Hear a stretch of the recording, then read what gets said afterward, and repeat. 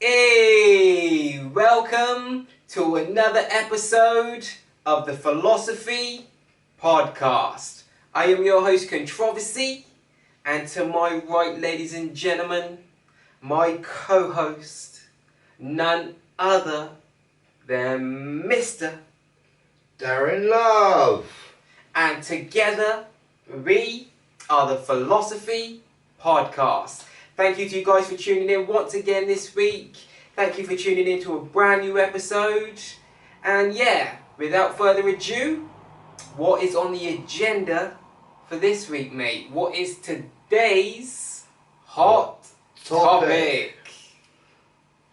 I thought we'd talk about power and God.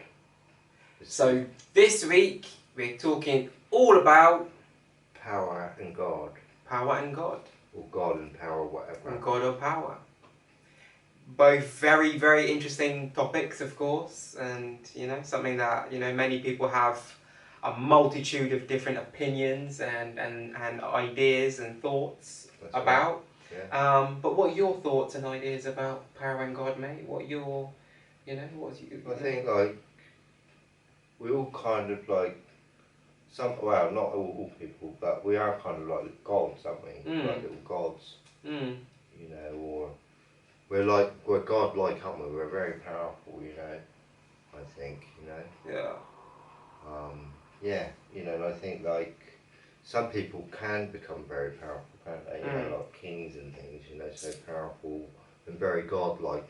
Yeah, in the earth. So powerful that they can control vast amounts of people. Yeah. And like all the Egyptian pharaohs and all that, like all their burials and all that, and all this sort of, they were like some sort of gods or something, weren't they? Yeah, cool. Yeah, well, pharaohs were considered, they were like, people of great stature, in that society. They were, Right. So I think even people can become gods. Quite powerful, really. Well, I think we are like mini gods in a sense of we are creators. If you see what I mean. Human beings are creators. Well, most of us not only have the power to procreate, but also to create, if you see what I mean. We come up with ideas, we come up with concepts, we come up with, human beings are just that way inclined. It's almost like we are intrinsically kind of designed to create, to make shit, to produce stuff, to continuously try to make our lives better and greater and it's like we're always trying to excel. Every decade, every century that goes by, man comes up with, as we've said, I've said in previous episodes, that man comes up with inventions all the time, and every generation that's born, it's like the new generation that's coming up next. They've already got computers invented, got cars, like these weren't invented like 100 years ago, do you know what I mean? So it kind of like changes things, Yeah. And and with the internet, for instance, people have got a chance to become powerful now, and get their, every individual basically has got a chance to become powerful as long as they know how to use the internet, whatever, and they can make the world see them. Yeah. Do you know what I mean? Everybody on the internet, do you know what I mean? It's an opportunity to sort of make everyone powerful, really, the internet, I think. Yeah.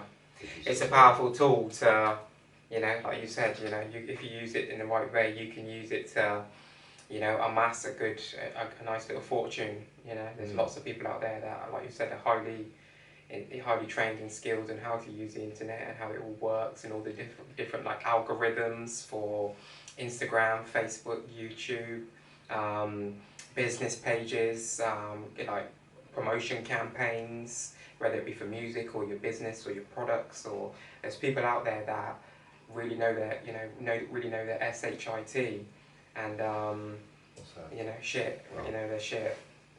But yeah. It's all more regular spelling.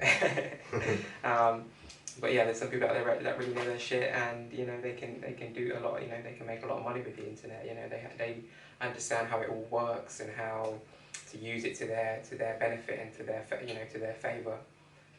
So that is one form of power today. You know, obviously you've got different forms of power. You've got financial power, you've got political power, you've got social class power, of course, depending on what social class you're associated with and the people that you're associated with and the circles that they may be associated with, if you see what I mean. Because a lot of powerful people and influential people and wealthy people tend to be within the same circles, if you see what I mean. So.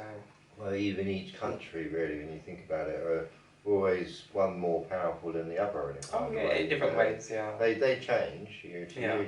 But I think sometimes some countries are secretly powerful, and because like the Western world isn't really, you know, doesn't really, you know, they just kind of report on themselves, and you know, if you see what I mean, and you know, I think there's a lot of, you know, there are. As I say, I mean, the Western world is full of inventions where the other side isn't. Yeah. You see what I mean? Yeah. Yeah. They don't like it all. Yeah. You know, they can see. Yeah. I think, you know, like I say, I think people really sort of like, because of all our inventions and, you know, like for instance electric, you know, when they just, you know, they discovered electric and whatever, and all the inventions that have come out of it, you know, like hair dryers, there's lots of things, you know. There's a list of them in there. You can even buy an electric knife, you know. Yeah, to cut up your turkey at Christmas. You know, electric toothbrush, but that's battery, but it's still electric, you know what I mean? Yeah. You know, you still need electric to charge up your batteries, or, you know, batteries would be sold if there wasn't electric. Of course. Way, you know. Yeah. But like the Western world have sort of taken off like a rocket in the last 100 years with inventions in a kind of way, you know. And I think it's sort of like, as I say, it's taken us, because we're sort of love the world with what we've got, you know, so many different things, you know, there's so many things you can be interested in today, and there's so much out there really, you can kind of get lost in it in a kind of way. Yeah. But kind of, you know, because of it all in a kind of way, I feel like there's so much entertainment out there that we're losing our own reality. Yeah. In a funny way. We're not being so natural like we should be in a kind of way. We're not being natural anymore to nature. Okay. In a funny way, you know. Yeah. We've lost our nature. Yeah. Basically. Yeah. A little bit, you know. Not everyone. Not everyone. You know, even I. You are seeing a lot more today. You are seeing a lot more of a resurgence of people who are, you know, trying to live more freely in terms of like living off grid and being kind of self-sufficient, you know. But obviously that costs a lot of money to do as well, to start, initially, you know. So yeah, you know. Power, it just depends on how, you know, like, to me that is powerful in a sense, you know, being able to be completely self-sufficient and being able to harness your own electricity and have your own water and be able to have your livestock and your own crops and all that type of stuff, mate, and being able to, you know, you've got generators, backup generators, you know what I mean, in case anything goes wrong, and, you know, to be, you know, if you can be completely self-sufficient in terms of, like, not needing, you know, of course you might need, like, you might pay for the internet or other things you might, you know, you might have to pay for and stuff like that. That's, you know, requires you to kind of be on the grid, so to speak. But yeah, to live completely off grid, to me that can be quite powerful, you know. Do you think, like, I've said it before, but you come across electric now, you know, like, say 150 years ago. Yeah. You know, and then they invented the light bulb. Yeah. The electric motor. And all these kind of things, even the trains run on electric, you know, whatever. Yeah. You know, and we're living in a very electrical world today. Oh, for sure. You know, you know, you think like if it was gone, we'd be kind of lost a little bit, you know, without the power of the electric. You know, it's kind of made us more powerful in a way. You know, it's kind of made our lives a lot easier electric. Yeah. You know, all these factories just sort of like operating by electric, by a switch of a button, basically. Do you know what I mean? Yeah. You know, and they can make things with electric. Like, you know, and that's why I think everyone's sort of like haven't got a job today, really. You know, because all this electric put everyone out. You know. But it has obviously got rid of a lot of jobs in some aspects. Yeah. You know? You know, the money's all become electrical too in a funny way, you know. It's all quite funny in a funny way. Well, that's how I kind of look at money as well. I kind of look at it as I think it's called currency for a reason, you know, that, you know, it's an exchange, you know. Money has an energy to it as well, like a lot of things in life, you know. Money has an energy associated with it as well, you know. So.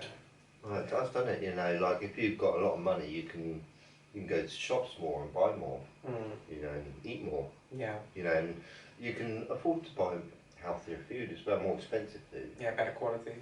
Yeah. You know, and it's like the people that are struggling with money, they can't afford to buy healthy, good food. You know, they rather buy sometimes junk food or it's not, you know, it's not really good for their brain. Yeah. When you think about it, because you are what you eat, as you know. Yeah. You know, and I find it quite strange that we're living in this world where, you know, there's so much poverty in it, in a funny way, you know. Yeah. Because of money, I think. You know, like, you know, you think about it, like if money wasn't invented, you know, would poverty exist, or did money make poverty? Now, I think poverty would always exist because there will always be people that have less than others, depending on where they are, their circumstances and shit, like, you know. Poverty would still exist because you would have people that would have more resources or more access to food or, you know, or water or, you know, things that people would want and require, you know, if there was no money, if you see what I mean. If we went back to a barter system, there'd still be poverty because there would be some people that just, you know, have, you know, more than others, you know, essentially, you know. But yeah. I mean, it's even like water, for instance, alright. You know, because I've lived 6 decades nearly. Yeah. Not 10. Not 10. But anyway, and you know, I've noticed water really. You know, it's had, you know, as soon as they invent, you know, sort of just invented plastic, you know, soon after they're all in plastic bottles now. Water, you know, you sort of buy it from the mountains, all this, you know, or whatever, you know, because we can sort of like sell it in the shops now and all this plastic, you know. But then you see all this plastic everywhere in the oceans, all this, you know, thinking, and a lot of nature is being destroyed because of plastic. And not only that, but then they came out and said that drinking water out of the plastic was actually bad for you, because the plastic, you know what I mean, it was made with a certain chemical, you know, BHP or something they were calling it, or something like that. And they said that, you know, those chemicals were getting into the drinking water, if you see what I mean, you know. You know, and I think like we used to survive without plastic, you know. Like, I mean, in the 60s, there's no plastic around at all. Yeah. I don't think. Yeah. You know, wasn't invented then. Can you imagine that? Yeah. No plastic, alright. And you wouldn't go to the forest and see any plastic bags on the trees. Yeah. You know, do you know what I mean? Or anything like that, because it wasn't invented, do you know what I mean? Yeah. Plastic, you wouldn't see it. Or plastics, rubber Durex, you wouldn't see them everywhere, you know. Because now you do, you know, and you see rubber gloves everywhere now, you know. Yeah. Sort of, masks, you know, masks and all kinds of they things. They say all the oceans are filled up now with gloves and masks, you know, ever since the pandemic. Do you think like man used to survive without electric? Yeah. Used to survive, you know, yeah. Yeah. But that's just what it was. People knew how to survive back then, how it was. Like, don't get me wrong, like, back then it was harder because obviously today we're able to, like we were talking about in our previous episode, we're able to build structures and stuff that are way better than what we could build 50 to 100 years ago. Not only that, but we've got triple glazing and stuff like this today where we can actually keep the cold out. So even if you didn't have electricity, you still wouldn't be anywhere near as cold living in your house as, let's say, someone 50 to 100 years ago, if you see what I mean, where they just have very, very basic windows, you know what I mean, and you still, during the winter time, you still get bloody ice and stuff, like, on the window and stuff, like, because it was, you know... Yeah, that's what I mean, when I was younger, you know, so, it was, you know, it's like... You know, we would still, in certain aspects, we would still be better off today, even if we didn't have electricity, you know, than we were back then. But we would have to go back to resorting to having candles and having lamps and all these kind of things, oil lamps and all these kind of stuff. And if you're lucky enough, like I said, you could have a backup, you could have a generator, you know, get a couple of backup generators, you know what I mean, to keep you and your family going, you know.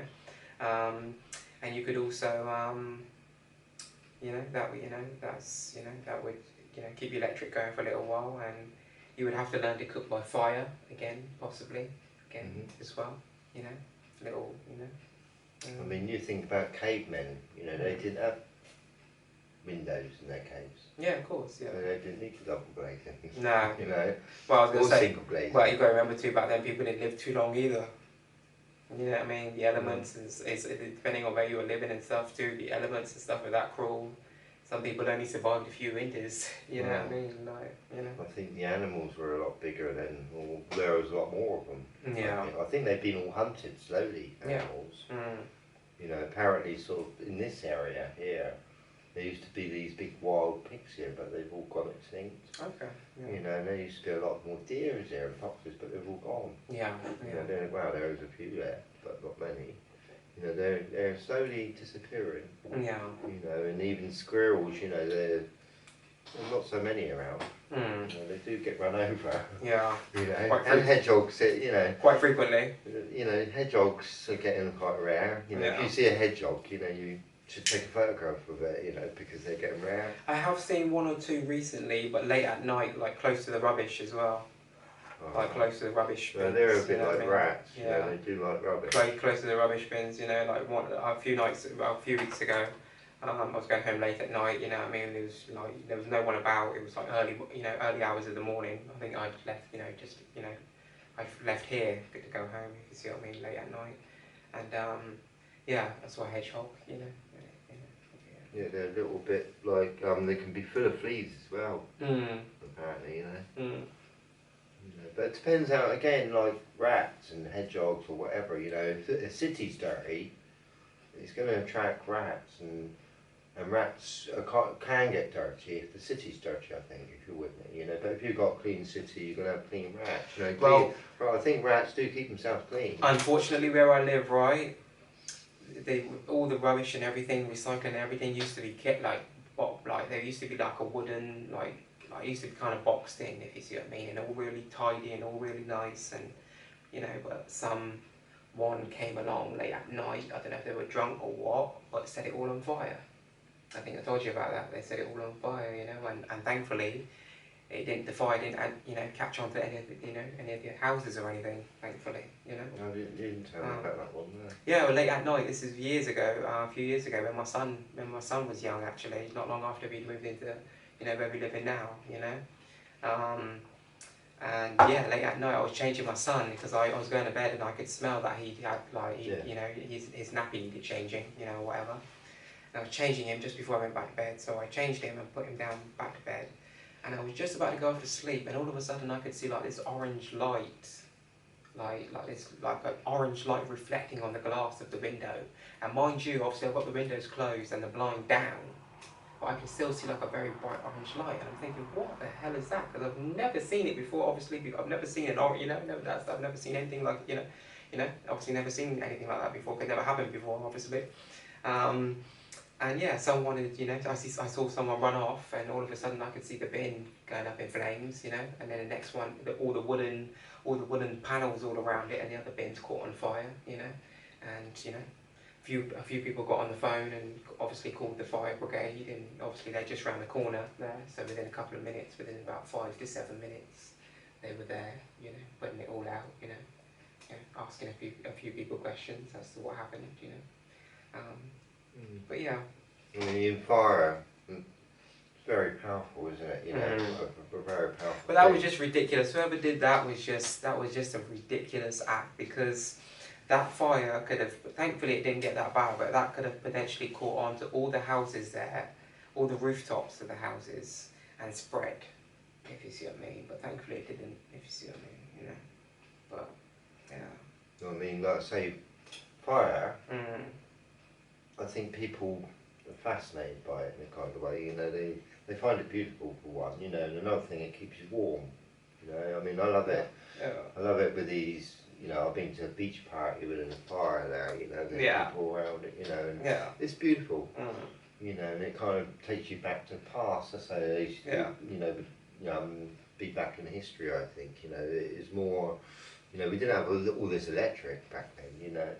It's like gathering around a fire, you know, whatever. Yeah. You know, but going back to fire, it's quite beautiful, isn't it, to look at, you know, and, you know, as long as you don't get too close to it, it's quite nice. Yeah. It keeps you warm, you know, but we all fear it as well, you know. Yeah, of course, yeah. You know, if you step into fire, you'll burn, you know, and it's not, you know, as you know, it hurts. Well, I was worried too, naturally, because I had both my kids inside the house, if you see what I mean. Yeah. It was me and both my kids, and you know, like, my wife was at work, but obviously you still worry, because obviously there's a fire going on downstairs, and you're worried that the fire could potentially spread. Well, it does, you know. It also spreads quick, doesn't it? And the way it started to go up the tree, the tree started to catch on fire, and obviously the tree branches were quite high, and they were close to the rooftop, if you see what I mean. So I think quite a few of us were worried that it would all go up in smoke, you know. So fire. I thought to myself, I just kept an eye on it, because I thought, if I need to get my kids out of here quickly,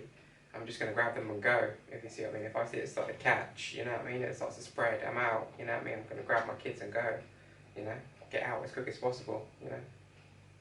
That was my only thoughts at the time, if you see what I mean. Yeah. So I think we all fear fire, don't we, in a kind of way, you know, but we also love it. Yeah. You know? Oh. Yeah. Like lightning, you know. I personally love it, you know. Some people might not like it, you know. But that's electric, isn't it? You know, electricity. Yeah. And man's made, you know, completely controlling it today, you know. And it's made the world completely different, electric, isn't it? Oh, for sure, yeah. You know, like we've got electric everything, haven't we? You know what I mean? You know, I mean every alarm that you hear is electrical. Yeah. You know. Yeah. So I mean, alarms didn't exist. Bells did. 200 years ago. Oh, bells, yeah. 200 years ago, bells. I mean, bells, I think they've existed for a long time, A long time, you know.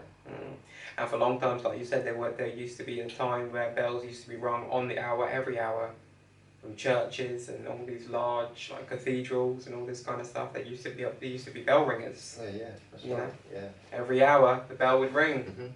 You know what I mean? The people would know the hour. You know, an hour would have gone by. You know. Right. But now you got like Big Ben, for instance. It's all sort of.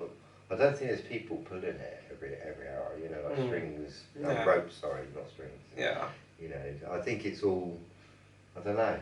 It's all mechanical and. Yeah, it must be all. It must be all. Mechanical for sure. Whatever. Yeah, for sure. You know, because they've invented electric. You know, I think it's run on electricity. Yeah. Big Ben now. Yeah. You know? Yeah. It's not done by people anymore. They've lost their jobs in a kind of way. You know. I mean, there is some bell ringers around. You know. Yeah. There is still churches exist today with bells. Bell ringers. Yeah. But I mean. Today, like I say, I do get a bit annoyed with the alarms going off, you know, especially because I live in the main high street, you know. Yeah. And there's occasionally like banks going off, you know, and alarms going off and all that, you know. Yeah. And it's not you know, noise is one of the worst. If we were living in a peaceful world, honestly, I think people would be a lot happier in life, you know. Yeah. We don't realise it, but I just think, you know, I mean, I personally would rather live in the countryside. Yeah. I think I'd be a bit happier. Yeah. Let's put it that way, you know. Yeah. You can think better. Yeah. That's all. You know, on what you want to, you know, there's no distractions. You know, and you do get a lot of distractions in the world we're living in today. Yeah. Electrical gadgets, lawnmowers, noise, you know.